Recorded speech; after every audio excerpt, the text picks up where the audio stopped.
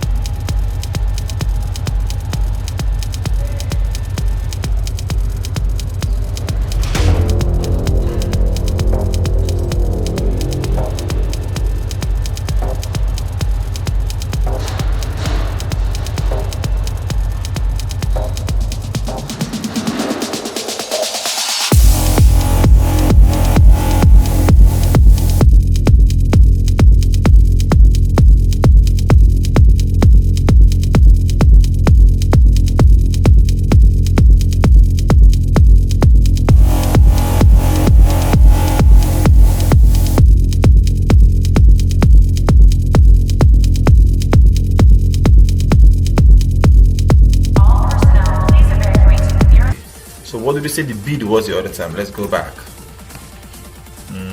Here, the bid is the price at which your broker is willing to buy the currency, the base currency in exchange for the quote currency, right? That's the price that your broker is willing to buy the base currency in exchange for the quote currency.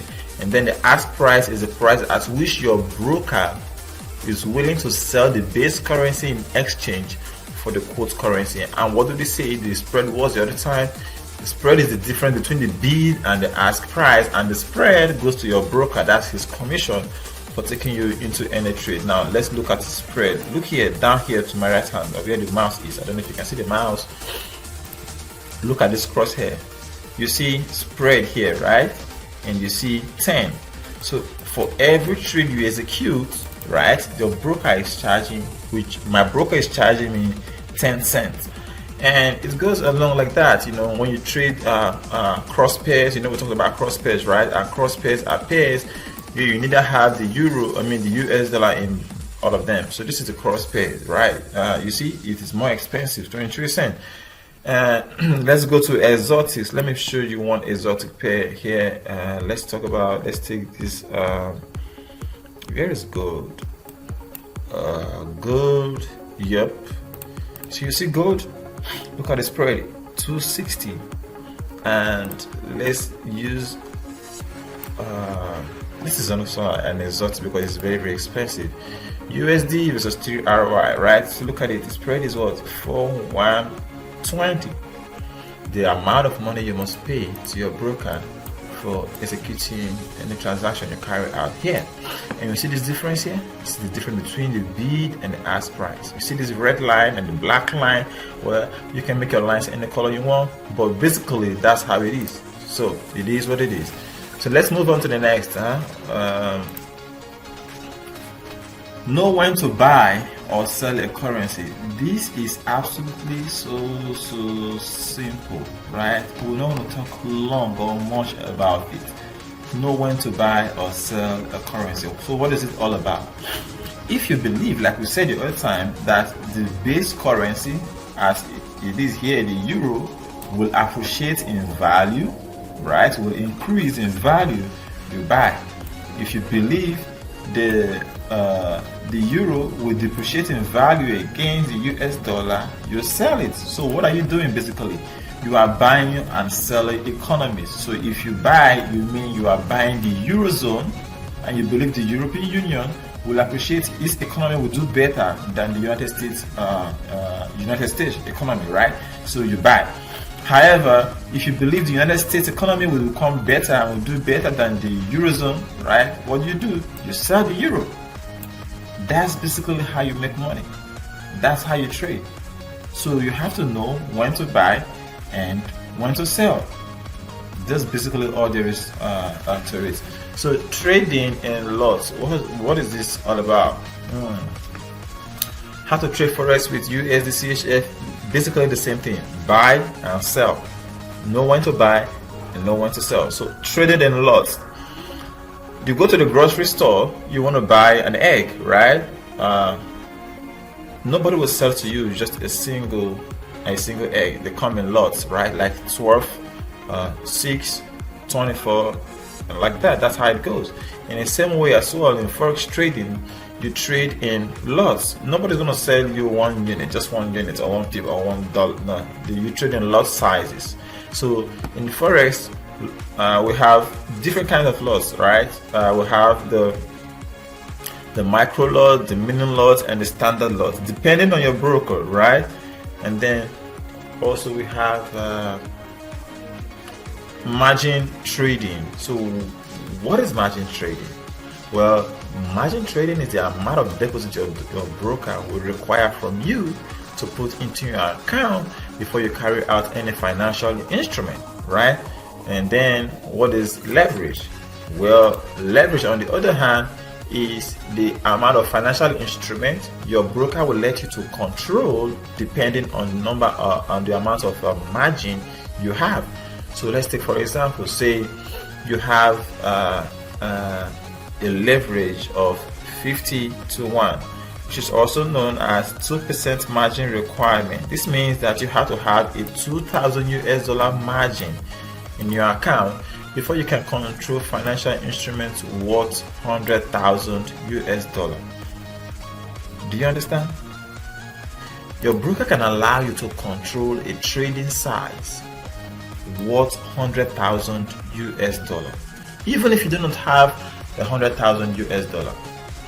So if you're going to use a leverage of 50:1, right, and which means you want to control a trading account of incoming mail $100,000, your broker will demand that you have a deposit requirement of at least 2% of this leverage.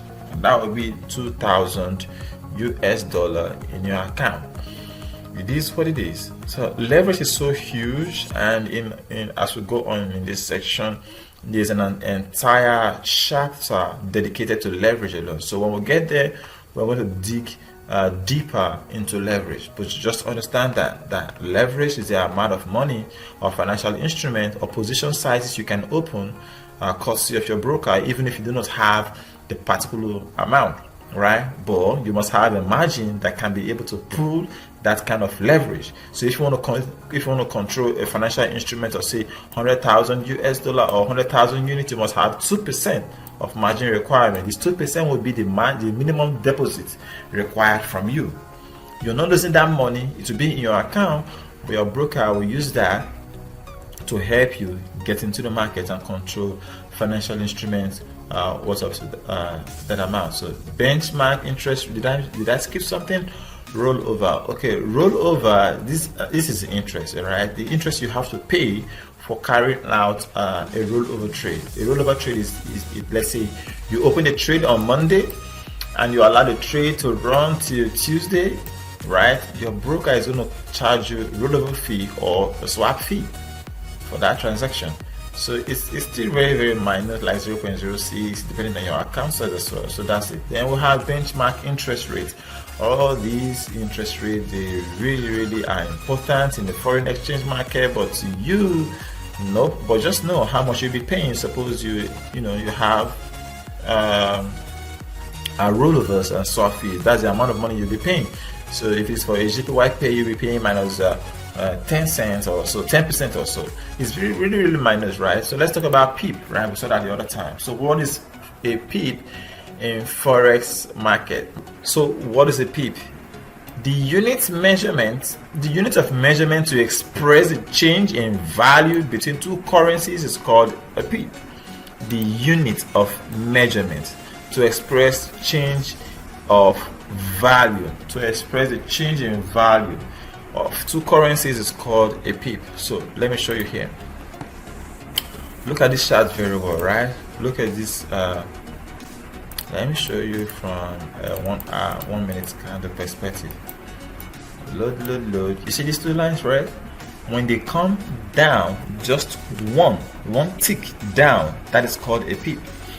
If it goes up, one tick up, it is called a PEEP.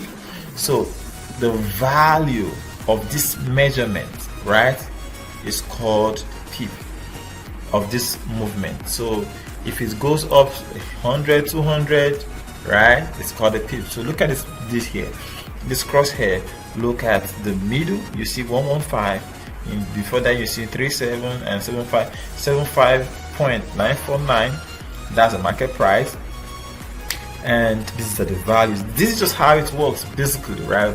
We're not going to go into in-depth analysis or detail about that right now, because we'll have to do all of this later on. Okay, so no need for us to go too much into detail about that. So some brokers will have more than 4 decimal point places for a PEEP. Some have 5 and others have 6.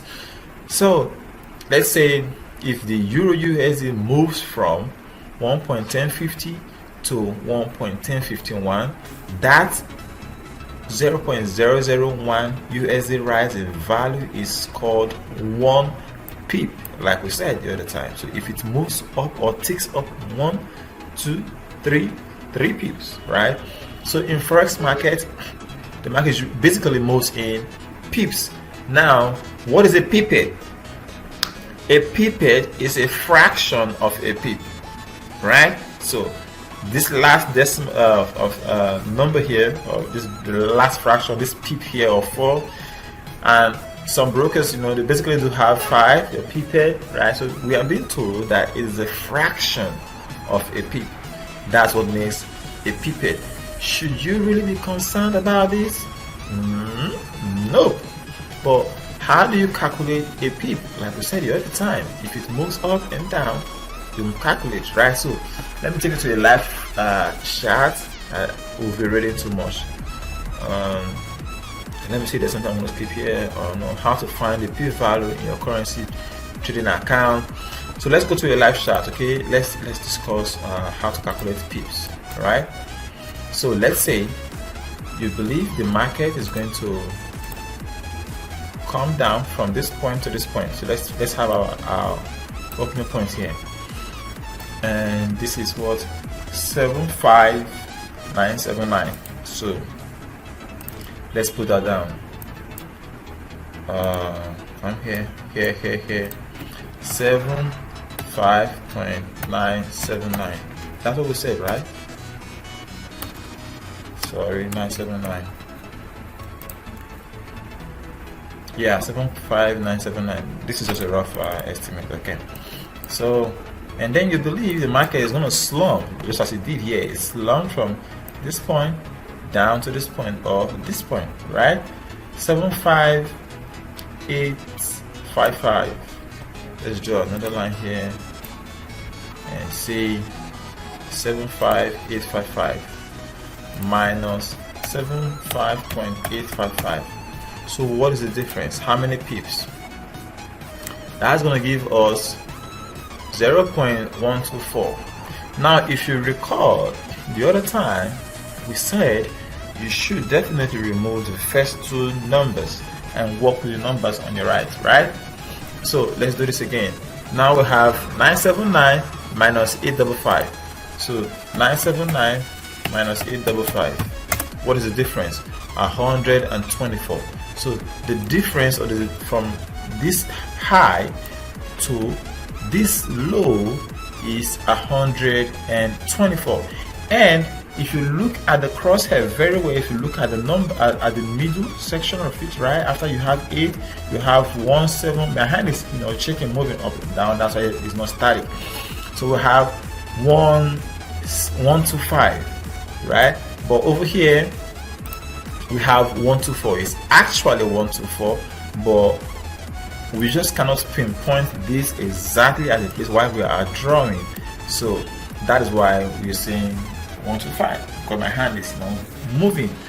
So that is how you calculate your PEEP, right? Calculate your PEEP, and you calculate it.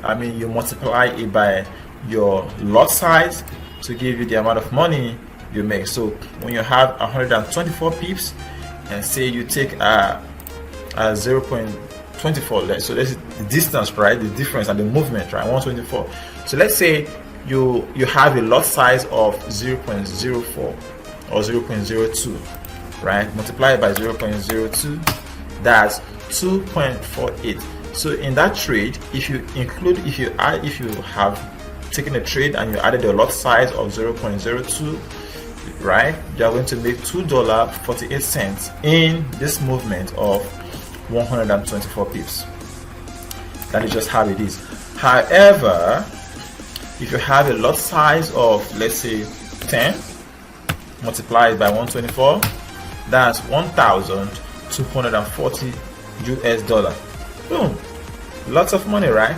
So however, before you can be able to take a lot size of 10, you are already controlling a 100,000 US dollar worth of account. So even if you don't have a 100,000 US dollar worth of account, which is a standard account, right, you can have a margin of, let's say, 2,000 and the leverage of 50:1, right, and you can prove that out.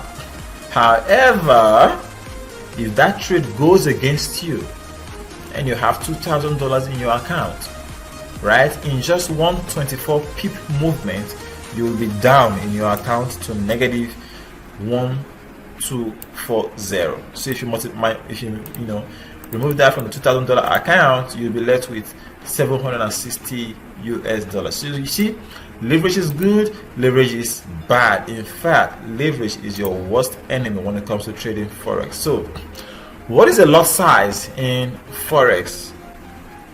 Now we just said we can have thousands of accounts, and we'll have different type of accounts, right? So let's talk about lot size. So the standard size of a lot is 100,000 units of currency, and now there are micro lots, there are mini lots, micro lots, and nano lots. So how do they operate? So if you have 100,000 units of account, you are trading, that is a standard account. And if it is 10,000, mini account, and if it is 1,000, micro account, and if it is a $100 account or 100 units, that's a nano account. Excuse me, that's a nano account. And these different kinds of accounts, have different kind of lot sizes you should be trading, or you should be risking, wisely when making your trades. So are we really going to talk about all of these, how to calculate this and that? No, because this is a crash course. We're going ahead of it. We basically just did it right now. However, let's look at this chart. PEEP per value. If you have a standard lot account, right, and you take a trade of 0.001, one PEEP, one movement of that standard account is worth $12.05 for a standalone account when you are trading the Euro USD. However, if you are trading Euro USD?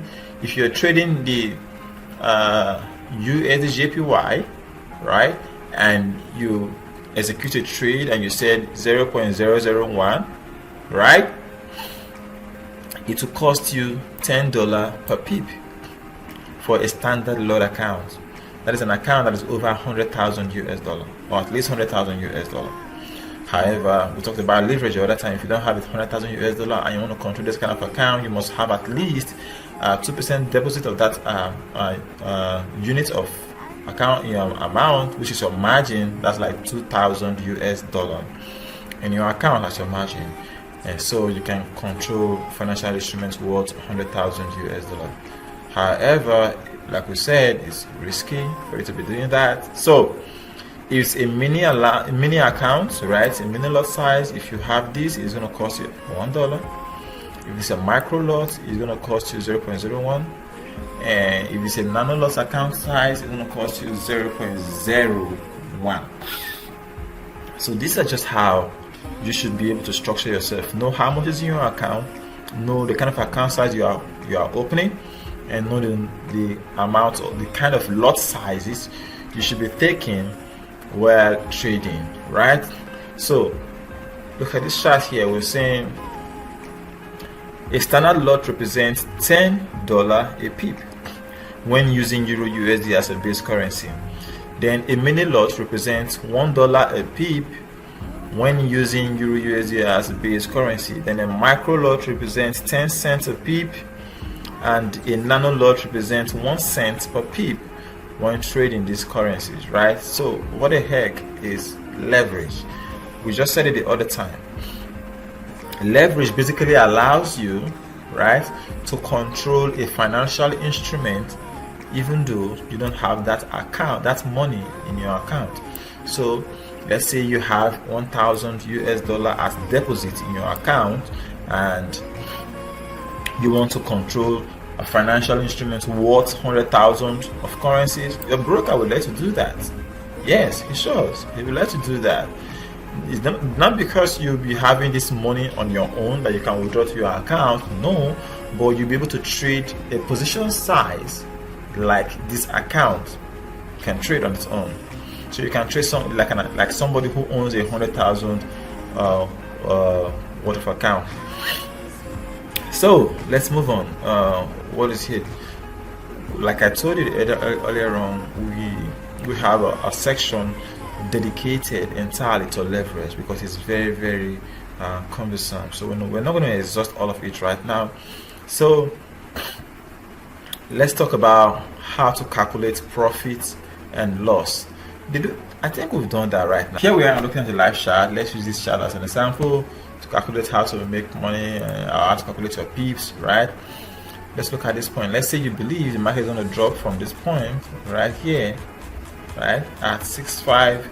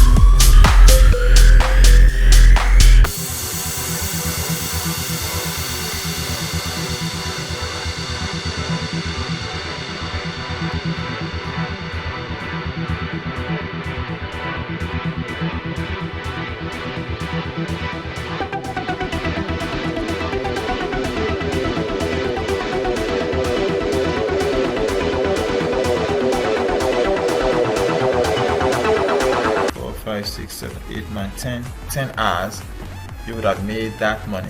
And then you don't have to sit in front of the computer all through, you just take a trade and execute that. However, for the benefit of us, of every one of us over here, let's just go through this example that we have right here. So they say the rate you are quoted is, for instance, 1.4525 against 1.4530. Because you are buying the US dollar against the Swiss franc, you will be working with the ask price of 45.30, right? Because you're buying, so you buy the quote currency, the rate at which traders are prepared to sell. So you buy, and let's say you have a standard lot account with a standard lot size.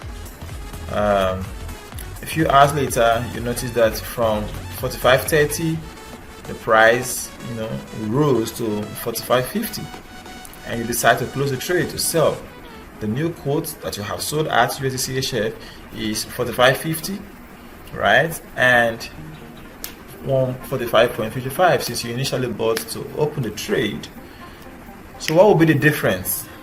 What would be the difference? The difference would be 20 pips. 45.30, 45.50. This is the amount at which you bought. This is the amount at which you are selling. 20 pips. Now, using our formula of 0.0001, as it is stated here, you can see, because you are controlling a financial instrument of 100,000 units, a standard lot, right? If you multiply 20 pips by that amount, you'll be having 1 pip will equal $6.87 per pip. So if you multiply $6.87 per pip by 20, you'll be having $137.40. When you buy a currency, you will use the offer or ask price. When you sell, you will use the bid price. So the spread is the difference between the bid and the ask price, the amount of money your broker takes as his commission. So let's go and learn about some Forex trading lingos. What are these languages, these terminologies that is always used in Forex? We have major and minor currencies, is there. We have base currency, you know that already. We have the quote currency, you know that already.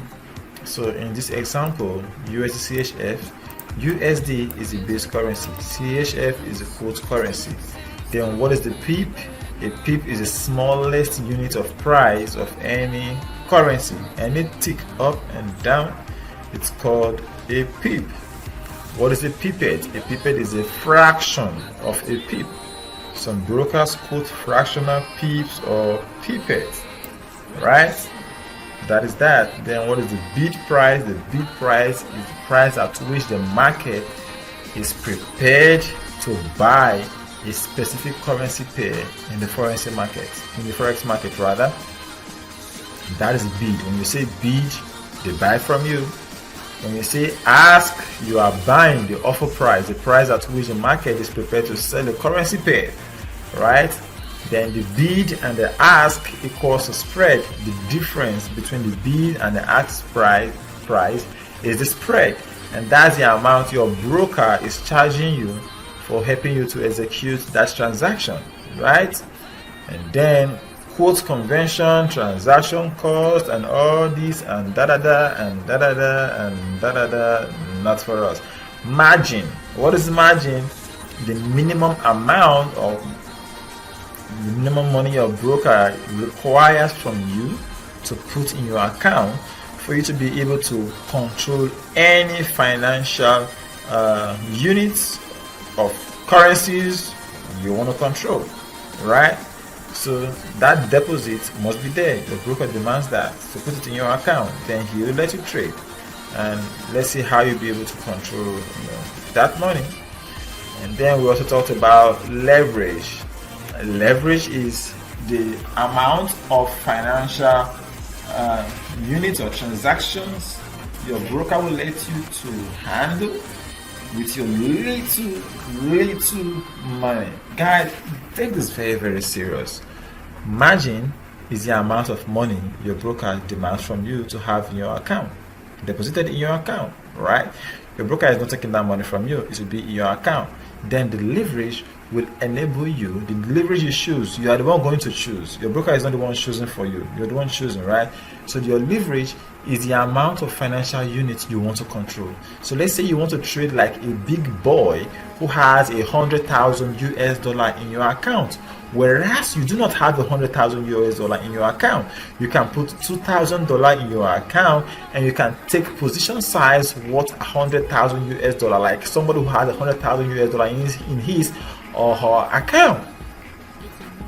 However, you have to know leverage can blow your account in just a snap of finger. Now let's go over to types of forex orders. Where are we? Types of forex orders. Now there are different types of forex orders, and they basically fall into two categories, right? Market order, pending order. The market order is an instantly executed order that has been provided by your broker, right? So when you use a market order, the broker, sells to you or buys from you at the price at which the broker is buying or selling at that particular time. Let's look at the forex chart right now. So let's say we want to trade, right? If you say sell, you can see sell here, right? If you sell, that's the price that is being quoted right here, right? So you see 64.28. When you click on sell, that's the amount you're gonna be sold to. Then if you click on buy, this is the amount you'll be buying, right? And it fluctuates, as you can see, up, down, up, down, up, down, instantly. So whenever you use these two, it is called instant execution, right? Instantly, you executing your transactions, right? So that's that. We're going to come back to that again. Then we have pending order. A pending order is an order to be executed at a later time as the price you specify. Okay. So let's say right now prices are dropping in this 5-minute chart, right? It's dropping, and you believe the price will drop down to this point, even below this point, or you think the price will appreciate above this point. However, you don't want to get there right now. You don't want to enter the trade by the time the prices are here. You want the prices to drop down, slump down a little bit, then get into the market and just ride the next move upwards, right? So something like this, like down. You want the market to come down here, fill you in at this price, right? At that price, and then once you get filled in, as the market is rising back up, you just join the trade, and rise, scale or back up. So to enable this kind of transaction, you don't have to use the instant execution. You have to use pending order. So like this market is slumping right now. If you believe and you think it's going to drop down to this point right here, and then pick momentum and start riding back up again, what you will now do, because the market is still very here, right, is to execute a pending order. So you come here, you click new order. I don't know if you can see my mouse, and then you see market execution and pending order, and then you execute the pending order. So what pending order are you going to execute? We have 4 types here: buy limit, sell limit, buy stop, sell stop. Now you are going to execute a buy limit order. Now a buy limit order, you are basically saying the market should come down to this limit before you buy it. When it's going to go up, you do not know if it's going to go up. It might go down, just keep running downwards. But you believe that when it gets to this point here, for example, this point here, right, you believe it's going to go up, right? Because you've done your analysis and all that. So you execute the market order, the pending order. So let's put the price here. Let's use 64149 or 6449. Let's go with the pipette. 6449. Okay, I'm pressing trade. Okay, sorry. Let's use a 0.01. pending order buy limit. Why won't you go in, boy? Okay. So you include that. I want you to click OK, place trade. You know, it will get right there for you. So you place a trade, and then it will just fill you in, right? So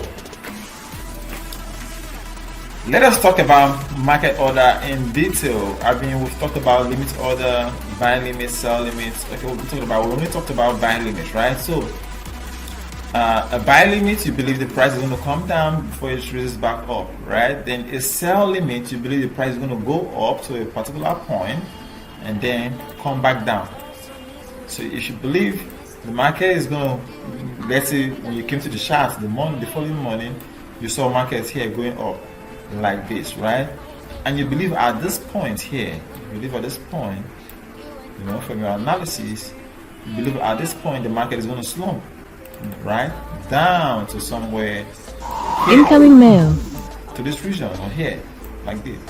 So what you do to get into this market, though prices by then were around somewhere here, right, like this, somewhere here. So what do?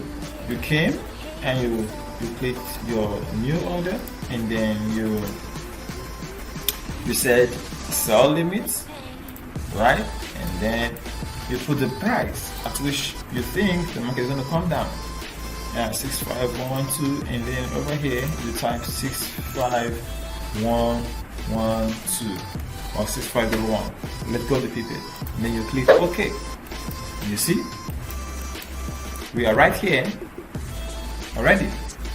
So if you believe the market is going to climb up, right, to this point before coming back down, you use your sell limit order, right? So once the market gets to this point, the market will fill you in before slumping. It might not necessarily come back down, it might go up against you. That means you are wrong in your analysis. That's how it is. However, if you believe the market as it is right now will slump, right, will fall, prices will fall from this point down to this to this point, right, before finding momentum back up. So what you do is that you place a buy limit order. Buy limit. What price? At what point?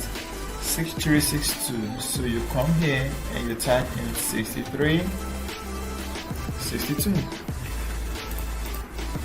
You see? That's it. So when the market comes down like this and hits this particular trade order, it will fill you in. You will automatically be filled into the market. If it goes down further than that, it means your analysis is wrong and you're being lost. However, it will fill you in and then picks momentum back up.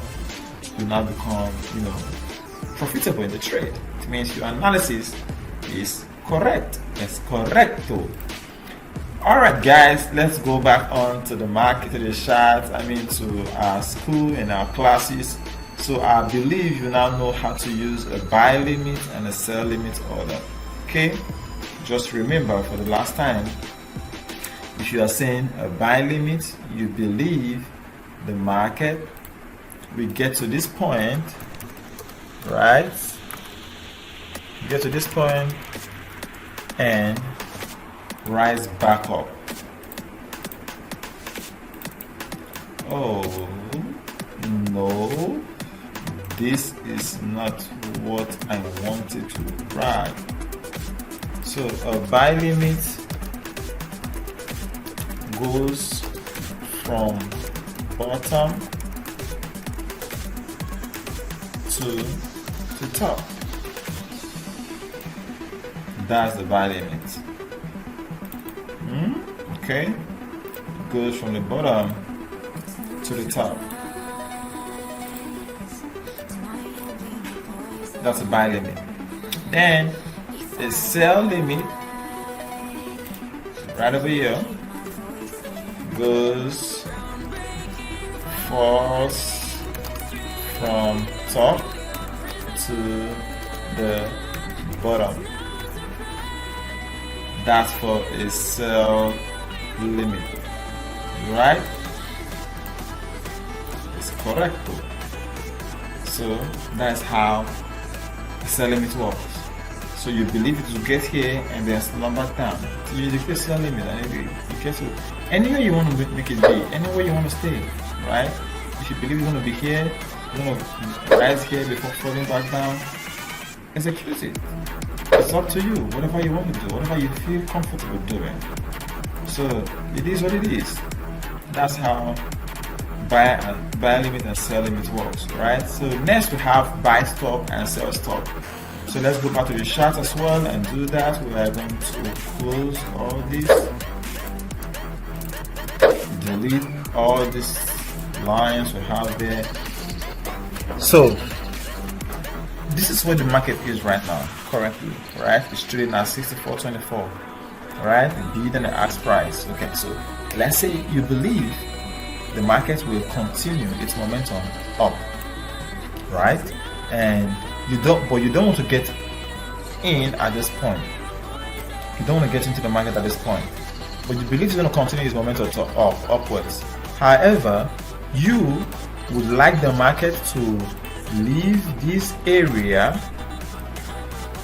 You want the market to leave this area and then start going up, and you want to get into the market the moment it has left this area here. So what do? You place a buy stop order. So you come to your new order. I hope you can see my mouse, and you say pending order and you say buy stop, and then you put in the price at which you want the market to fill you in, 6440, and then you click and then you type 6440. As you can see, I'm not using the pipette, right? Doesn't really matter, like I told you the other time. So you put your buy stop order right there. Buy stop. That's it. So if prices should rise back up to this point, you'll be filled in, and if it continues its upward momentum, you make profit. However, if the market rises to this point and fills you in and then slumps back down, you go negative. You lose your money unless you exit the trade. Now, suppose you believe at a point as market prices continue to trade up and down, you believe the market will trade, prices will fall down to this point and continue its downward momentum, right? So you don't want to get into the market at this, place right here, this box where we will have boxed it, because right now it's consolidating. It's not making move upward or downward. It's just within a box, right? However, you believe it's going to come back down, right, and continue its downward momentum. So you want to get into the market once it has left the boxed area, somewhere here. What do? You come back to your new order, and then you see pending order. It is pending because it's not an instant execution, right? And then you say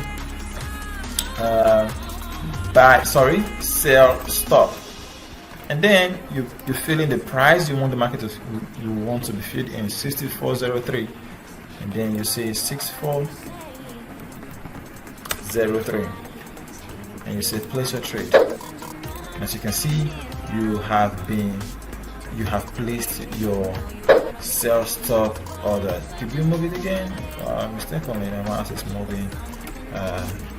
Sell stop. Right? That's it. So when the market continues to trade down to this point and goes downward, you get filled into the trade. As you can see, it's going up. So if you had placed a real account, like I placed a trade anyway, but I'm not taking it, right? We'll be into this market in no due time.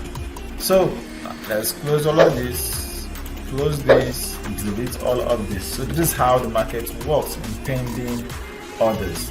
I hope you understand that. I hope you sink it in. If you do not understand this, come back and watch this video again. Stop loss orders. Okay, let's go back to the market. Stop loss. What is a stop loss? A stop loss means that you want to be out of your position, either sell or buy, right? When the market goes against you. So let's say we want to buy this market here at this point. Let's use this place here, right? Let's use here for instance, for example, and let's say we are buying, buy stop order. Okay, I typed buy stop. Oh my good lord, I do not want this video lengthy. Be fast. Buy stop. Okay, so you place a buy stop order here, right? At what point? 6457. New order, pending order, buy stop 6457, right? And you place a stop loss order. So let's say here 6441.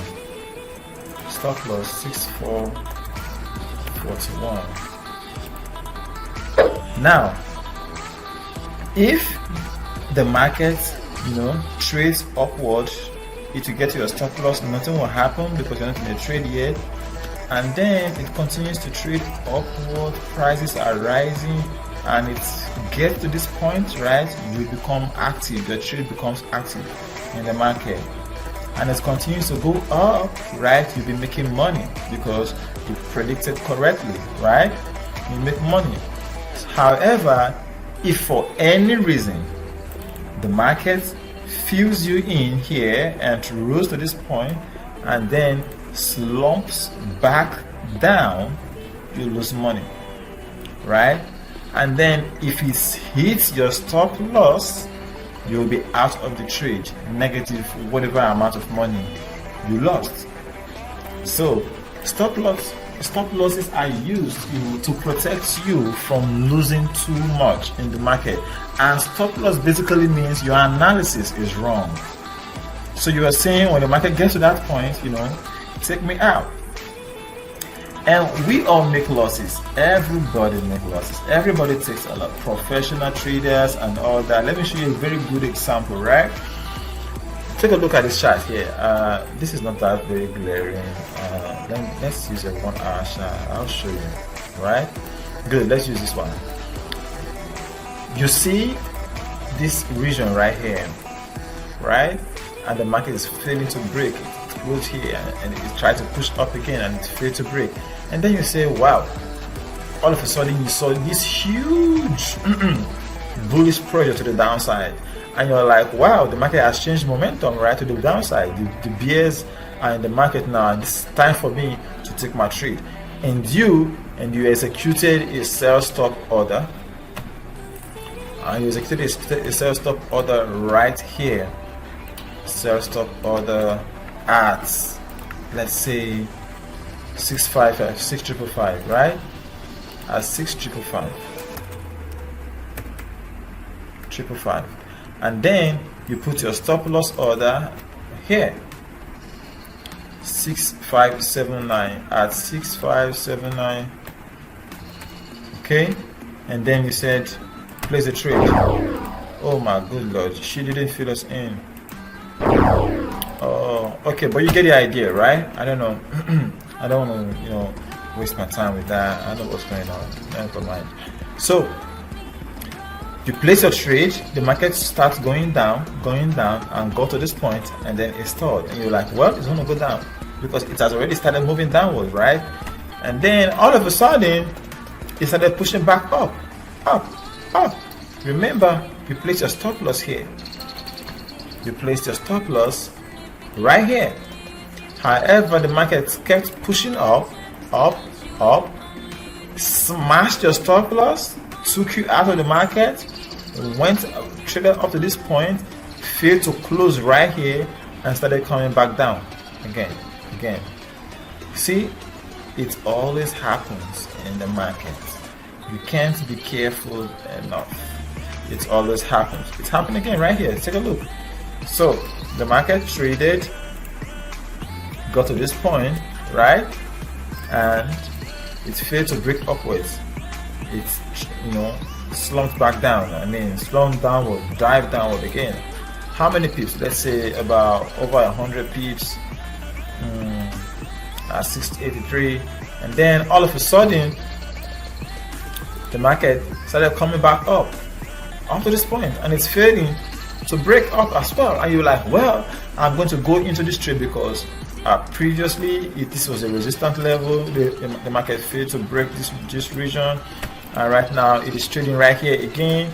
The market is also failing to break it. I'm going to go into this trade, and the moment you saw this bearish huge bearish bears candle to the downside, well, you place your trade somewhere here and you put your stop loss right over here. And what happened? The market went down, boom, you were in profits, right? However, when it got to this point, the market started to reverse again, and it's coming up. It came up to this point, smashed your stop loss, took you out of the market in loss, right? And then traded higher again, stopped, did not go up, and then it started to come back down. Boom! Yahoo! I'm so sorry, but this is exactly what happens in the Forex market. It happens every day, every time. 100% of the time, does it happen? Yes. Is there a possible way for us to get caught in these kinds of manipulation? Yes.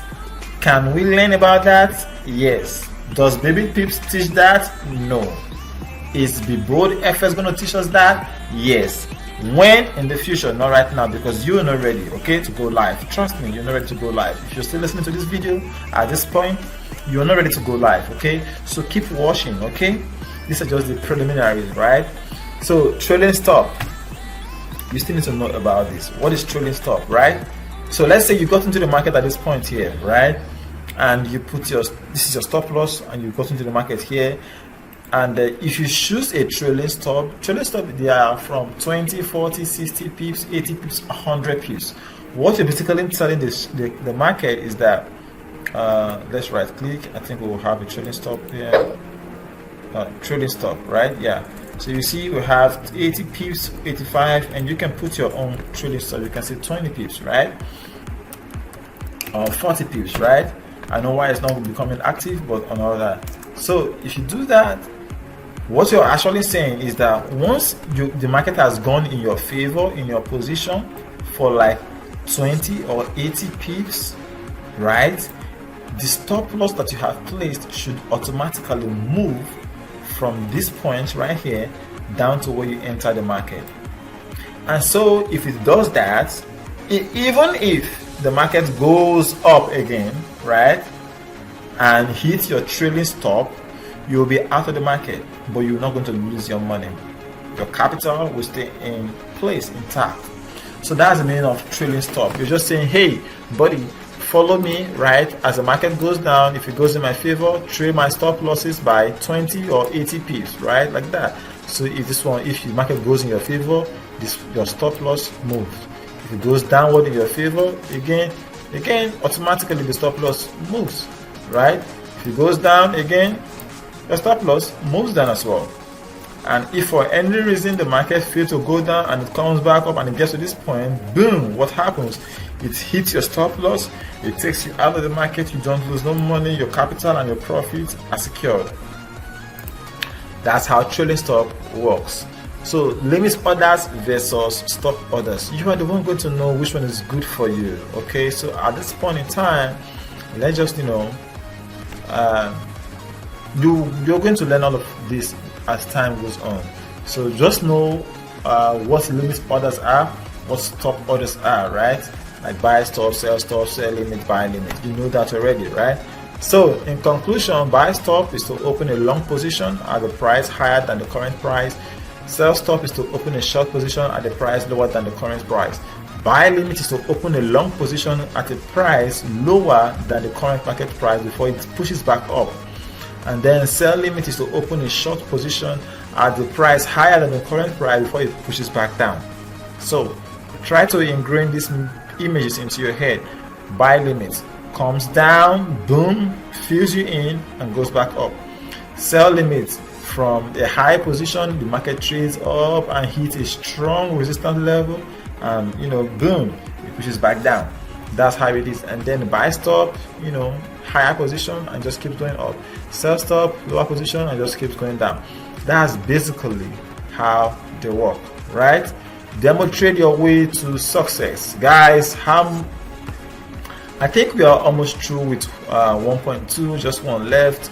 So what is demo trading all about? Demo trading is the process whereby you use fake money to trade, to test yourself out in the currency market. Demo trading is basically the process whereby you do not use a real account to trade. You use fiat or fake money to trade. You can actually load your account, your demo account, with 2 million US dollar or 100,000 US dollar, depending on you or what you want. But I would advise you, if you want to demo trade, right, for you to get a hang of it, don't put 100,000 US dollar. Of course, you don't have 100,000 US dollar to trade with, right? Because if you put 100,000 US dollar in your account, you are going to be taking standard lot sizes, right? Put the money that you want to start with, even something lower, at least 100 US dollar or 20 bucks, and try and see how you can raise 20 bucks to 40 bucks, 40 to 60, 60 to 80 to 100 to 200, right? If you do it very well from a demo standpoint, right, then you start progressing to a real account, you are going to find that it is very, very beneficial to do so. So that's how you trade the demo. You open a fake account and then you put some money inside of it, and then you just trade it upwards like that. So they're saying concentrate on one major currency pair, right? It depends on you actually what you want. For me, I look at any currency pair, right? I look at all of them, any one of them. I look, this is EJ, this is AJ and all that. The reason why you should do this is for you to find good tradable opportunities. Good tradable opportunities, right? So look, boom, the market got to this point, it fell back down. It rose up again, boom, got to this point, it fell back down. Boom, got to this point, it might fall back down or break this level and continue up. And you see what I told you the other time, that the market always does something, come, stop you out and go back down.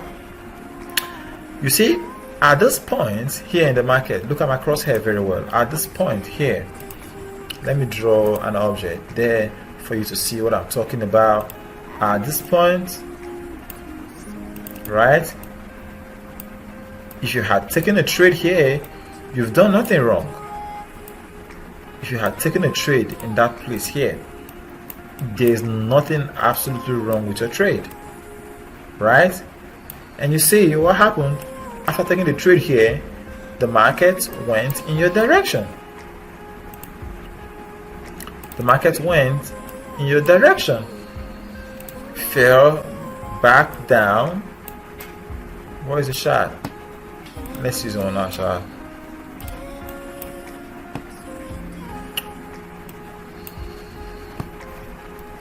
Oh, good Lord.